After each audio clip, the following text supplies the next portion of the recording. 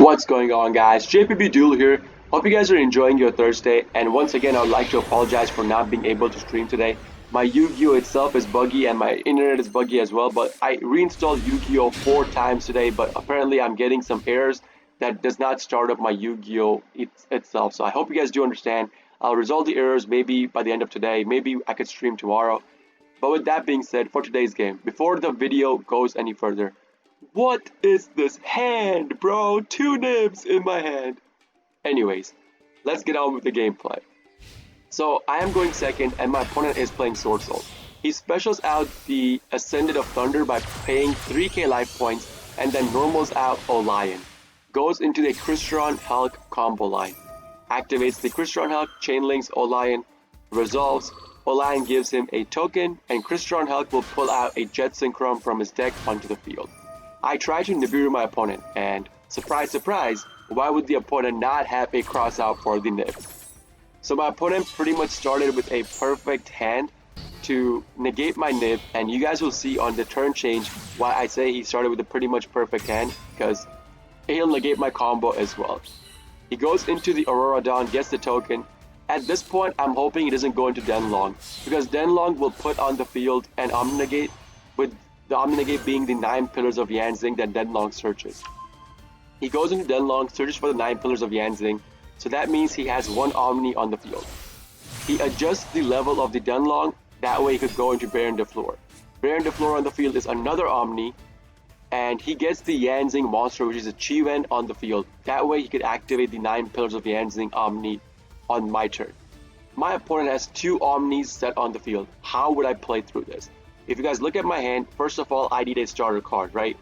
So I draw, on my draw phase, I draw into a starter card. So here I had a choice. Do I want to Kaiju my opponent's Baron de Fleur or Chiwen?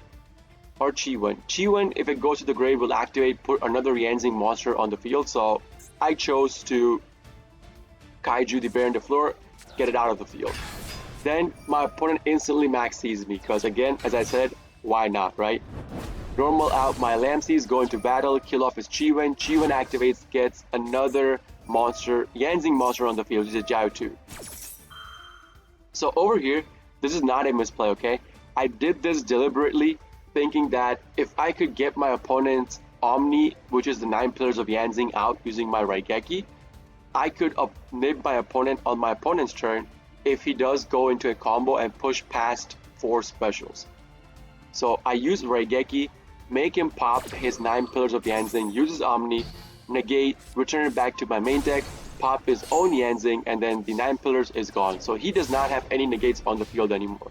I end my turn, my opponent goes into his draw phase. My opponent knows that I have nib in my hand because he negated it on turn 1. And I know my opponent has Vishuddha in the graveyard. So he activates Vishuddha.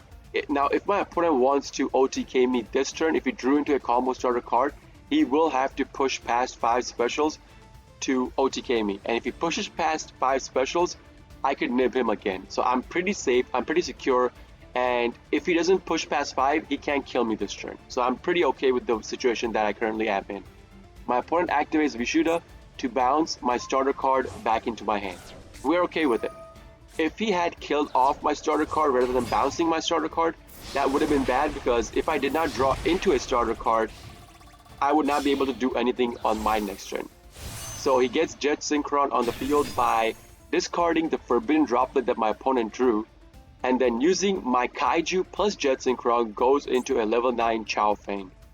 Chao Feng does have a graveyard activation. Okay, if it goes to the graveyard, it adds a tuner into my opponent's hand. Now, on my turn, since my opponent chose to bounce my starter card instead of killing it outright, I had a way to start my combo. I drew into Ash Blossom, which was like a dead card in my hand currently. So the bounce costed my opponent, meaning I could go into my combo now. Maybe even, I was guaranteed going to be able to wipe out his board, but maybe I couldn't kill him this turn, but I would have been able to I was going to go into Nightmare to bounce his Chao Feng, kill off his token, end my turn on there. And if he drew into a starter card, I still have Nibiru in my hand. So, you guys will see right here as I keep going towards my combo, the card set down on the field is a Forbidden Droplet. Now, remember what I said before, Chao Feng does have a graveyard activation, but Chao Feng needs to be destroyed by battle or through card effect to be able to get activated from the graveyard. My opponent just activated Forbidden Droplet, sent the Chao Feng to the graveyard, hoping to activate it, but it's not destroyed through battle or card effects. It is just sent to the graveyard. My opponent will realize his mistake right now. My opponent, after he realizes his mistake, watch this. He will instantly scoop because he realized the mistake that he did, because Chao Feng will not draw him into anything. There is the scoop right there. I would not have been able to kill my opponent that turn, but I would have been able to do a full Butler combo because my opponent played the way he did. Anyways, that's going to be the end of the game, guys. If you guys do like this kind of videos, please consider hitting the like button. Maybe subscribing to my channel, because I do upload 2 daily videos of prank kids. And coming to my Twitch, playing with me, chatting with me helps me out as well. With that being said, this is JPBL signing off for today. See you guys in the next video. Peace!